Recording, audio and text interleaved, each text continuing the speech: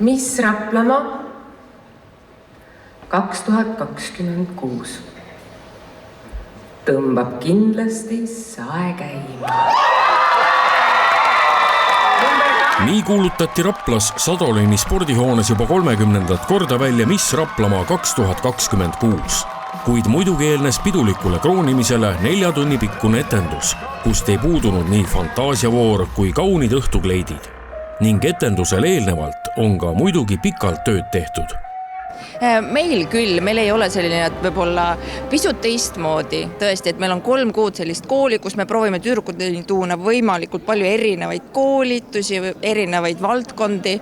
Et jah, 3 kuud teeme sellist ränka tööd, et olla täna siin laval.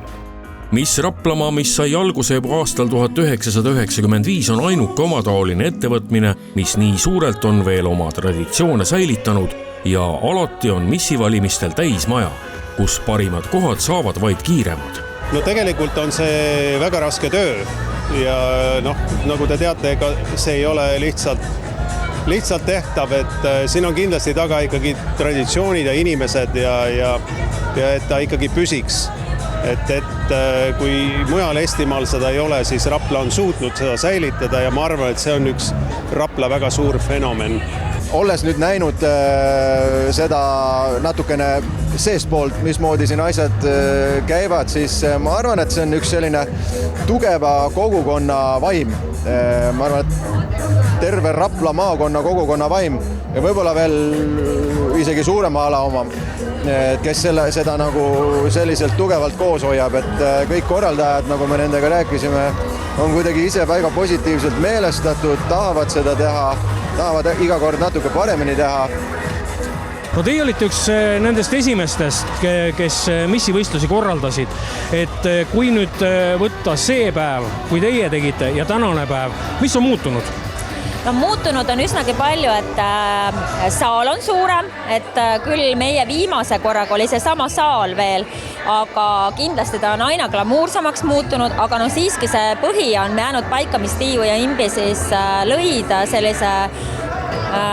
sellise vormi, et kus on missikool ka, et ta ei ole lihtsalt võistlus, vaid tal on tõesti missikool ja selline naiselikkuse rõhutamine. Traditsiooniliselt asetas võitjale missikrooni eelmise aasta võitja. Miss Raplamaa aastal 2025. Kuidas aasta läinud on ja mida see tähendab, missi tiitel? Aasta läinud imeliselt ja missi tiitel tähendab naiselikkust, ilu, Miss Raplamaa au ülevalhoidmist. Mida sa ütled nendele tüdrukutele, kes mõtlevad, võib-olla äkki kunagi peaks lööma missivõistlustel kaasa? Kindlasti osale, ära üldse kahtle, see on midagi, mida võiks iga tüdruk elu jooksul kogeda ja kui sind valitakse, siis see on pigem just au ja võtta täiega osa. Miss Raplamaa 2026 on saanud just ajalooks. Kui nüüd ajaratast tagasi keerata, kas te teeksite seda veel? Kindlasti, see on väärt kogemus.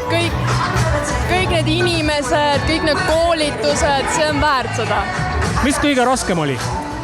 Ma arvan, et see kontserdil seismine ikkagist ja naeratuse hoidmine on ka niimoodi, et seda peab hoidma sära silmis.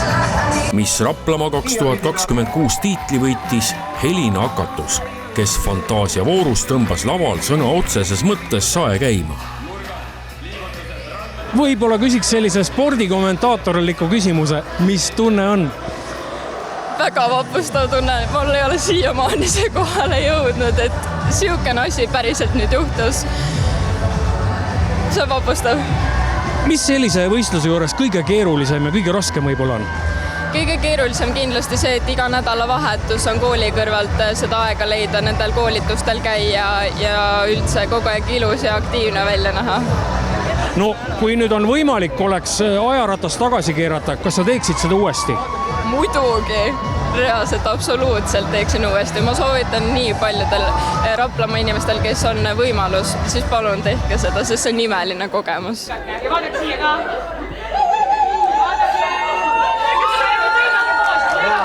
Vaadake siia ja lõigata, jah?